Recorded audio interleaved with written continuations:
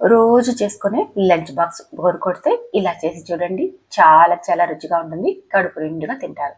పిల్లల నుంచి పెద్దల వరకు అందరికీ పర్ఫెక్ట్ లంచ్ అని చెప్తాను. చేయడం చాలా చాలా సింపుల్. కేవలం 10 నిమిషాల్లో ఈ లంచ్ బాక్స్ ని తయారు చేసేసుకోవచ్చు.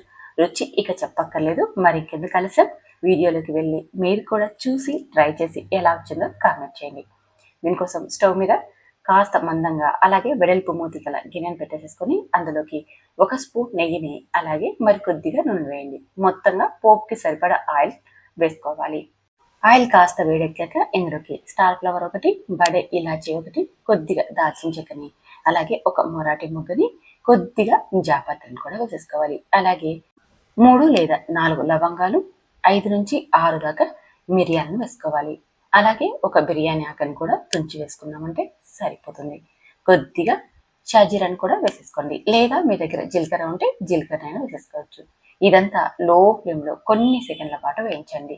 ఆయిల్లో ఈ మసాలా దినుసులన్నీ మంచిగా ఫ్రై అయిపోయి అనుకోండి, రైస్కి ఈ ఫ్లేవర్ చాలా బాగా అంటుకుంటుంది.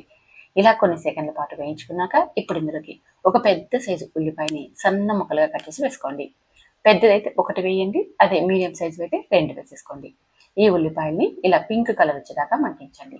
తర్వాత ఇందులోకి ఫ్రెష్గా అప్పటికప్పుడు దంచి పెట్టుకున్న అల్లం వెల్లుల్లి పేస్ట్ని 1 స్పూన్ వేసేసుకొని పచ్చి వాసన పోయేంత వరకు వేయించండి. 1 నిమిషం పాటు వేయించామంటే సరిపోతుంది. ఇప్పుడు ఇందులోకి 3 లేదా 4 పచ్చిమిర్చిని ఇలా ముక్కలుగా కట్ చేసి ఆయిల్లో బాగా ఫ్రై చేయండి. కొద్దిసేపు నూనెలో బాగా ముక్కలు వేగాయనుకోండి, మనం రైస్తో పాటు ఈ పచ్చిమిర్చిని తినేయచ్చు.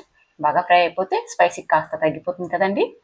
అలాగే ఇందులోకి కట్ చేసుకున్న 4 టమోటాలని వేయండి. పెద్ద సైజు అయితే 4 తీసుకోండి, చిన్న సైజు అయితే ఒక 5 నుంచి 6 టమోటాలు తీసేసుకోండి. తర్వాత ఇందులోకి ఉప్పును వేసేసుకొని ఇదంతా బాగా కలిసేలా కలిపి మూత పెట్టి లో ఫ్లేమ్లో 5 నిమిషాల పాటు మగ్గించండి. 5 నిమిషాల తర్వాత మూత తీసి ఇదంతా మరొక 2 నుంచి 3 నిమిషాలు బాగా ఫ్రై చేయండి. అప్పుడు మనకి టమోటాలు పూర్తిగా మెత్తబడిపోతాయి. చూడండి, ఇలా ఇలా టమోటాలు అంతా కూడా గుజ్జు గుజ్జుగా అయిపోవాలి. అందుకని మూత తీసాక కూడా మరికొన్ని నిమిషాల పాటు వేయించండి. ఇలా టమోటా అంతా కూడా సాఫ్ట్గా అయ్యేంత వరకు మగ్గించుకోవాలి. తర్వాత ఇందులోకి ముందుగానే నానబెట్టుకున్న బియ్యాన్ని వేసుకోవాలి. నేను ఇక్కడ బాస్మతి రైస్ తీసుకున్నానండి. గంట ముందే వీటిని శుభ్రంగా కడిగి నానబెట్టాను. ఇప్పుడు నీళ్ళు లేకోకుండా వంపేసేసి ఆ బియ్యాన్ని ఇందులోకి వేసుకోవాలి. తర్వాత కొద్దిగా కరివేపాకును, కొంచెం పుదీనా తరుగు, కొంచెం కొత్తిమీర తరుగును వేసేసుకోండి. మీ దగ్గర ఒకవేళ పుదీనా లేకుంటే కొత్తిమీరని మాత్రమే వేయండి. ఇలా వేసేసుకొని ఈ రైస్ అంతా కూడా 1 నిమిషం పాటు మంటను లో ఫ్లేమ్లో ఉంచి పోపులో బాగా వేయించండి. కలిపేటప్పుడు కాస్త నిదానంగా కలిపామంటే బియ్యం విరిగిపోకుండా ఉంటుంది. తర్వాత ఏ కప్పు అయితే మనం బియ్యం నానబెట్టుకున్నామో అదే కప్పుతో 1.5 కప్పు నీళ్ళని వేసుకోవాలి. బాస్మతి రైస్ కదా, 1.5 కప్పు సరిపోతాయి. అదే మనం రెగ్యులర్గా వాడుకునే సోనా మసూరి కానీ బీపీటీలు కానీ వాడాము అంటే 2 కప్పుల నీళ్ళను వేసేసుకోవాలి. ఇదంతా బాగా కలిసేలా కలిపి రుచి చూడండి. ఉప్పును మనం టమోటాలు మగ్గించేటప్పుడు వేసాం కదా, ఇప్పుడు రుచి చూసి తక్కువ అనిపిస్తే వేసేసుకోండి. అలాగే ఒక పావు టీ స్పూన్ దాకా గరం మసాలాను వేయండి. గరం మసాలా అనేది పూర్తిగా ఆప్షనల్. మీకు నచ్చితే వేసేసుకోండి, లేదా స్కిప్ చేసేసుకోండి. మనకి పచ్చిమిర్చి అలాగే మసాలా దినుసులు వేసాం కదా, ఆ ఫ్లేవరే రైస్కి సరిపోతుంది. ఎక్కువ మసాలా లేకుండా తక్కువ మసాలాతో చాలా అంటే చాలా రుచిగా ఉంటుందండి. గరం మసాలా వేసాక కలిపి మూత పెట్టి మీడియం ఫ్లేమ్లో 5 నుంచి 7 నిమిషాలు ఉడికించండి. చూడండి, రైస్ అంతా ఆల్మోస్ట్ దగ్గర పడింది.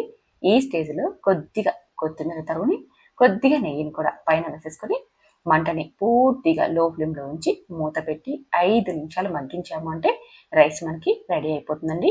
7 నిమిషాల పాటు మీడియం ఫ్లేమ్లో, 5 నిమిషాల పాటు లో ఫ్లేమ్లో ఉడికించుకుంటే రైస్ మనకి పర్ఫెక్ట్గా రెడీ అయిపోతుంది. చూడండి ఎంత పొడి పొడిగా ఉందో. అలాగే రైస్ కూడా మనకి మెత్తగా ఉడికిపోయింది. ఇప్పుడు స్టవ్ మీద నుంచి దించి మూత పెట్టి మరొక 5 నిమిషాలు అలాగే ఉంచి 5 నిమిషాల తర్వాత సర్వ్ చేసుకున్నామంటే ఎంతో రుచికరమైన టమోటా రైస్ రెడీ అండి. తక్కువ మసాలాతో చాలా చాలా రుచిగా ఉంటుంది. పిల్లల నుంచి పెద్దల వరకు అందరికీ నచ్చేస్తుందండి. భలే రుచిగా ఉంటుంది. మరి ఇంకెందుకు ఆలస్యం, ఒక్కసారి నేను చేసిన ఈ సింపుల్ అండ్ టేస్టీ టమోటా రైస్ని ట్రై చేయండి.